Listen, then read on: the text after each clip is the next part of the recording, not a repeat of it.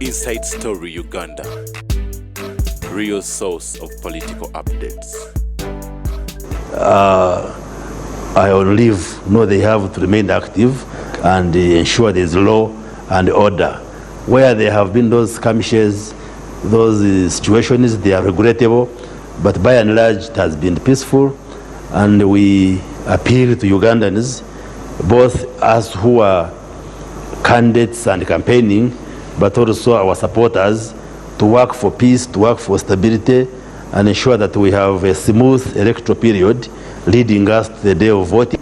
And then even a voting day, we call for calmness. Okay. For calmness, because that's what democracy demands, that we present ourselves and then the voters are able to have a choice. There is no need for inciting violence at any level.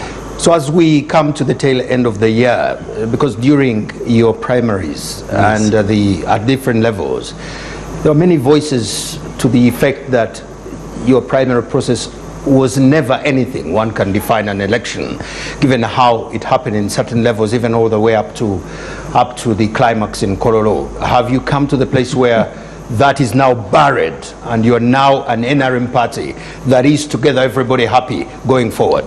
Well, we forge our way forward without necessarily forgetting whatever happens in those processes.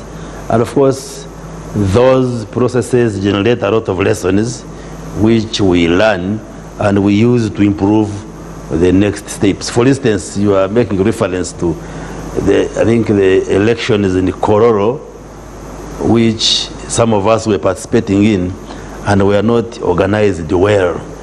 I think the bigger part of elections took place at night, and it was the first time I think NRM was conducting elections for SEC level at that level of national, and I think the preparations were inadequate. There were lots of intrigues.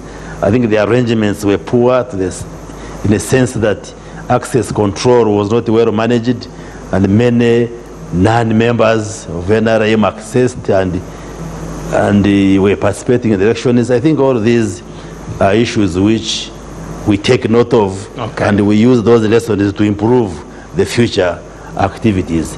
That does not necessarily weaken NRM or make members leave NRM. We remain there, and it's our duty. So it's a strong NRM. A strong NRM. Stronger than ever. And it is our duty that we keep in and improve how the party behaves and performs. Okay. Those are just lessons which we Thank you very much. I almost could hear that the Honorable Ibrahim Ssemujunga had a comment. Talk about voices. Yes. Pariomunsi was the first to say counting was happening in the dark. Absolutely. Voting and counting. I criticize anything I see wrong, even when it is within my party, my own home. So there were wrong elements regarding the way the elections were organized in NRM.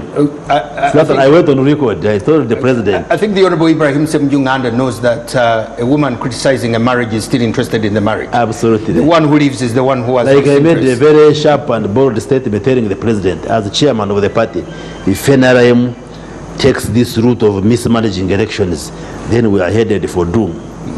Because we must have clean processes resulting into clean outcomes. And for those of you in the audience who may not know, there is a region in this country where you can trust that when things happen, people from there will speak very candidly and openly. I think it's the Bachiga, isn't it? Absolutely. We say it the way it is. It may hurt those who are listening, but the Honorable Kategaya, during the debate to remove term limits, he said the Munyankore does not change. He said he only changes in the bed, but he doesn't change on his words. And later he changed. The Honorable Ssemujunga, vintage best there. Mr. Paul Bukenya, it has been some year for the Electoral Commission, nominations changing, I think, locations, growth in there. The President lauded you for taking the nomination to a place that used to belong to the Micho courts. Then you've had issues with candidates blaming you here and there, writing candidates out of races. I think some races have gone to the courts. as the Electoral Commission, I think on this show already you've been blamed for being involved in the election in ways that the Honorable Ibrahim Semjunganda would rather not. What's your view of this election? I'm asking the monkey to decide the fate of the forest here. It's been also a packed year for us. We launched the roadmap for the election in 2023, and we've been progressing with implementation of activities, key milestones. And this year we've ticked off very critical activities. We started off the year with an update of the National Voters Register, which we're able to compile together with the people of Uganda. It has 21.6 million registered voters. We did that updated in January and February, and then displayed it in April and May, and then started using it. We had the first level of elections successfully for special interest groups, which helped us to compose the electoral colleges, to build the structures for election of special interest groups up to parliamentary level and local government. We started on procurement of key goods and services, technologies. We've done recruitment of hundreds of thousands of personnel who are going to conduct the election. And of course, very importantly, the nomination of candidates. We were able to nominate 83,597 candidates. These are our candidates. They are all our candidates. We nominated them. And apart from campaigning. We nominated them. They are campaigning. Of course, we've also responded to emerging issues out of the nomination, complaints, petitions. We've ruled on the issues that have been brought us.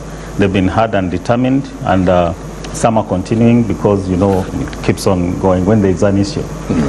Presidential candidates were nominated. Including nominating candidates for a constituency that doesn't exist.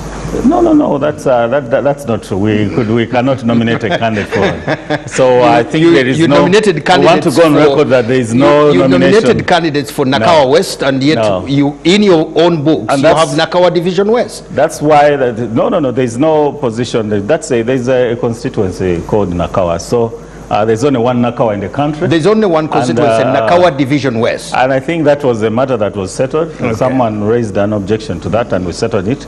And there are candidates who are... How does it get to that? I think that is a matter we had and determined and resolved. There is a constituency called Nakawa. Division West. Division West, and candidates are campaigning, and it is legit. It's legitimate. It's gazetted. Was it an oversight? Correctly, and candidates are campaigning. We also had in this year, candidates have been campaigning. We had participation of political parties. We had about eight parties presented presidential candidates. 17 political parties presented parliamentary candidates. We have 27 registered political parties. My brother Ibrahim talked about new parties that were born this year. We have babies. We registered the party. It has candidates. It has candidates in the race. And right now where we are, we've finalized the production of supervision of printing of ballot papers, and they start arriving in the country on the 24th of December. They started arriving because they started arriving, and we continue to do the arrivals through to the new year and even beyond, as we will be notifying. So the journey is progressing well. Presidential candidates have reached about 70% of the country. If we look at the schedules that they gave us. So we are also engaging our stakeholders to ensure that we finally deliver a peaceful election together as Ugandans, because it is our election. So it's an eventful year. One of the things leading us to a very critical exercise starting January 15th, and then another election on the 22nd, 27th, and on the 4th, alongside other electoral college elections which are going to take place. There are people who fault you for either insufficiently or not doing civic education at all, to the effect that voters out there don't know what is going to happen. There is already a candidate who is taking advantage of that window, saying to his voters that they should get on the ballot paper and write his name to notify the vote. We call that candidate. He's not even a candidate. He's a senior citizen in this country. We called him to order. You called him to order. And he was also called to order by the people themselves. Then when you took your demonstrations to the parliament, the vote, the biometric machines, the voter verification machines, some are saying very few people know how that is going to work. And when are you going to do that education, now that we're already running out of time? We first used biometrics in 2016. It's not the first time you're using biometrics. And, of course, they failed? The training of our teams and personnel is ongoing because we recruit the elections. We can't have staff recruited and kept on a payroll for 4 months or 3 months. But the training and sensitization is ongoing. The people out there don't need to take a whole syllabus to understand this. You just present yourself at a polling station. Nothing much has changed about biometrics other than presenting yourself with your national ID or voter allocation slip. It's the training that is helping our officials understand the enhanced features. So, for example, where we're using only the thumbprint, we are now going to look at the face as well. So I show up and then verify. It's verified by a competent team, just like we got here. I didn't need to know all the security system at NBS. It was just taken through, and here we are. So while it is important to know exactly what the machine does, we will not be. We're also saying that no, the people out there don't need to burden themselves to the extent that they need the whole syllabus to learn everything about it, because the teams have been trained. When you present yourself, you will be verified, you will be assisted, you'll be scanned, and the ballot papers, maybe that's the only enhanced features, will also be scanned this time around. The teams are trained to do that. Before it is issued to you, it is scanned and issued to you. So I think during counting, of course, like we said, we also verify the ballots.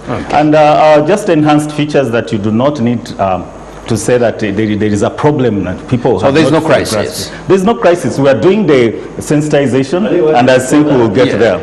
Trained people who are going to which is use these machines, which is ongoing. Ongoing very well. For the voters, just present yourself with your national ID or voter identification slip. But even if you don't, and whoever as long as you're on the register, whoever will be in the line by 5 p.m. By 4 p.m. They will vote, irrespective of the length of the line.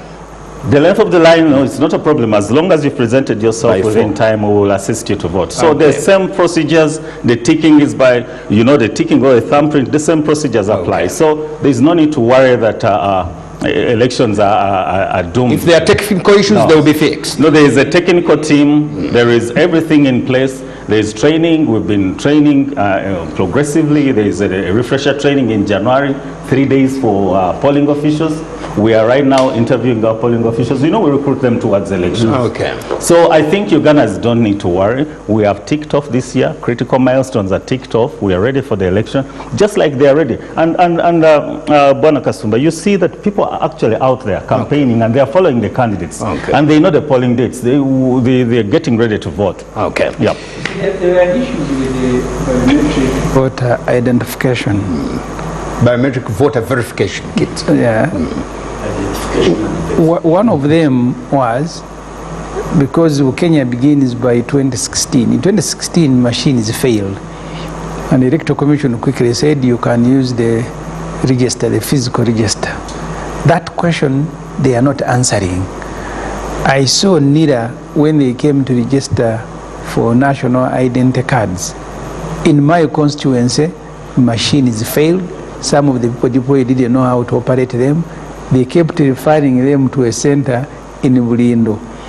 So we had wanted the Electoral Commission to answer that explicitly, assuming people you have trained, because training doesn't mean that they're going to pick the knowledge, show up at a polling station, either they don't know how to operate or the machines have failed. Do you resort to the physical register? None of them was registered. I think Honorable Sanju does not need to worry about that. There are 2 units at every polling station. The training, the recruitment has taken consideration of the competences of any person who has used a smartphone can actually be able to, after training, able to use this unit. But like we already said, the principal document for voting is the National Voters Register. But every voter in this election must be biometrically verified. And we are going to be doing that. There are 2 units. the primary unit and the support unit. There is a support team, there is sufficient training, and I think what we need to do is to prepare ourselves to present ourselves at our polling station. Okay. I have told you he will not answer that. Yes. No, the register is at the polling station. No, let me clear that. We have a register, it's the primary document that we use for voting. So the machines have failed? No, they are not going to fail. Why am I? No, that's I your don't want to wish. speculate that. Last time they failed. But that's why they are enhanced to perform their job. I don't want to be a prophet of doom. The Honorable I will be a prophet of doom. I think he's relying on inshallah. No, They but will not again, fail. We are talking from experience. No. They failed in the last election. You abandoned them. We are asking you if they fail, what happened? The Electoral Commission has enhanced the system. Okay. And has taken note Minimize of the challenges. chances of failure. They've taken note of challenges that occur with technology. We are mindful of all that. But you know, the voters register is the principal document that we use for voting. So when There's I a chance to resort to it. no, but we are still going to use the national voters register, even with the biometric. Yes. I chaired the cabinet. After all, you are the Minister for National Yes, I chaired the cabinet subcommittee which prepared a report for cabinet on this issue of mandatory use of biometric. And what Ibra is saying, we have taken note of all those lessons from the past usage of biometric and integrated all these. For instance, we shall put a troubleshooting team that will be available in the case of any technological challenges. Let me also say that the machines will work both online and offline. You don't need to have internet or connectivity. So all those issues have been taken care of. And for the voters, they should not worry, because the machines will either detect your fingerprint or the face, facial recognition. Okay. And the teams are being trained. The Electoral Commission and the Ministry of ICT and the ICT technocrats are training our people across the country. We don't expect a big challenge. Okay. But even if a challenge occurred, we have put in place You begin from mitigation measures. There are mitigation measures which are built in the arrangement. There should be no Because cause for worry. knowing the NRM, And to emphasize, let me bring the intention of all this is to ensure that we achieve one person, one vote. Okay. So that the candidates don't cry foul after elections, because we have had in the past Several candidates crying saying foul. I was rigged by this candidate. by this candidate. One says they were rigged by up to 2 million votes, one of the candidates. To the extent that even on the day of voting, because every voter will be verified before counting, the polling officials will count how many people actually went through the machine, say 100, and how many ballot papers are in the box. If, for instance, they become 150, when only 100 people registered, then there will be an issue with that. So arrangements have been put in place to ensure that one man or one woman, one vote is attained. Okay, That's really the intention. Now we will know exactly how to ask the questions where a candidate has 250 votes, and yet the machine shows 50 candidates went through. That would be a very interesting. The ballot papers will be scanned again. Okay. And those which fail will be thrown out. So if there is a candidate who is investing in rigging, he is just writing on water. Let's now find out Yes. the kind of year that the Uganda Police Force has had. It is an election year, managing elections, managing expectations. Their mandate is to protect persons and property, and that mandate, they decide how to use it. They are supposed to use minimum force. They also determine what is minimum, what is maximum, and they do have a community liaison officer here. How has the police seen 2025? And now accusations are coming from all over the place that whilst people were still having developed technologies of managing your tear gas, you brought in dogs. Thank you, Samson. When we deploy a police officer in an area and we don't hear accusations, or everybody says he's a good officer, he's a very good officer, we know there's a problem with that officer, and we most times want to transfer him. So it's important that people throw stories. No, but there were very good officers that were never you remember the lady Sadia? Was she Sadia? Yeah, definitely. She was a good officer, nobody complained about her. She was good never officers transferred. who are complimented, but there are also bad officers who are complimented by bad people. Okay. So when they throw a stone at a tree, you know there is a fruit up there. We've had a good year as an institution. While some institutions have recess, breaks, for us we work non-stop. Okay. Even today, the success of the festive season is on us, and I can tell you we are doing well. We had big events to mention. We had Chan in this country, which was hosted and secured. And to that extent, when CAF or AFCON in Morocco were looking for people in terms of security, they picked our police officers. As we talk, we have about 10 police officers in Morocco to help the Moroccan police to manage the security of the event. We forget to load the police force. Bravo! If you are now you can verify this. I'm saying it on a national TV. On police, you can verify our officers were taken. The Honorable Ibrahim Njunganda is very happy, and I think he's going to extend his appreciation. He have 1,000 and he's talking about 10. Yes, they took the experts. Because we won't take the entire police to Morocco. These are two experts. They have gone to help the Moroccan police to arrange that. So we had a successful event, and like the rest of the politicians here mentioned their activities, we policed them. Starting with the NRM primaries, and then the rest of the parties. We've had campaigns and nominations policed very well. Whereas some media houses and a few individuals want to pick Gulu and Fort Potro and a few areas to represent the entire situation. Like Paulo told you, 83,500 nominated leaders are campaigning in this country, including the one on my left. Peacefully. Including. He's one of the candidates. So it has been successful, largely, about 90-something% peaceful. We've had an addition in numbers, which is also good for us. We had a batch of 3,000 pass out in Kabarie. We've had 10,000 who are training in Kabarie now. We recruited and trained and passed special police constables who are going to work with Paul, about 100,000. Recruiting and training such people is not an easy job, and passing them out, because there's some skills that you impart to normal civilians and in a short period. That was also something to mention. We've had challenges as an institution. We've had new crimes on online, the internet committed crimes, which requires training and capacity building. There are more issues online these days, and it affects the young people. News move faster on TikTok than by the time you break your news here, you and Canary and the rest of the group, it is out there. Part of it is fake, the other is wrong information, and by the time Bukenya and police give the official statement, people have a different story to believe. This information excites or incites people. So that's what we are struggling with. But so far, the year is good. The festive season, we are doing well.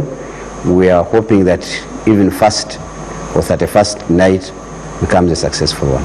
Okay.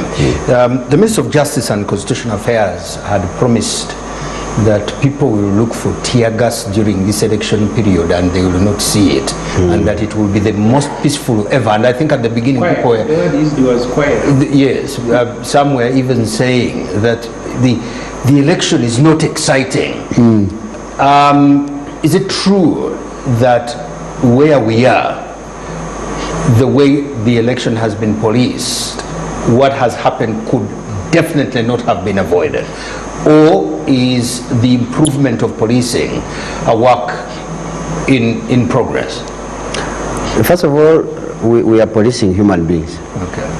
We can have wishes, we can have expectations, but like the people say these days, kuground bilalamu.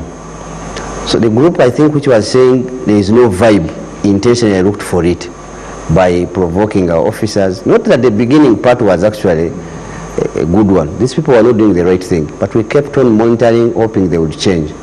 And we would complain to the biggest stakeholder with the Electoral Commission. We would have meetings with them and we watch footage. You are going to Ginger. This is how you misused the road. This is how you behaved. We expect something to change. Then the next group, they do the same. So we reached a point where we could not allow the indiscipline to continue. And we used the force that we believe was enough to stop what would be huge by now. Okay. Albeit, some people were shocked by your decision to employ the four-legged officers. And some even saying that we are not sure of their health. They could even be rabid dogs.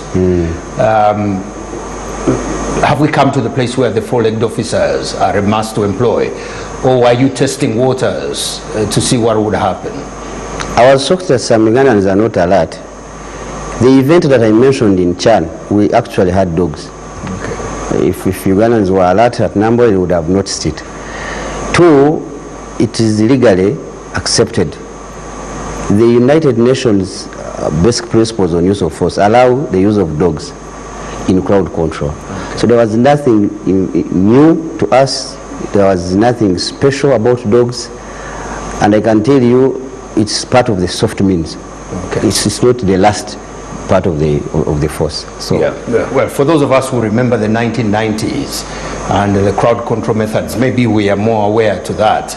It's a younger generation. No, even now, globally, yes. The Canadian police, the Eritrean police, the Italian police, they use dogs most. Okay. They use camels, they use dogs, they use animals. So there are also chances you might also at some point employ horses. Absolutely. Okay, thank you. They are not easily compromised. The horses?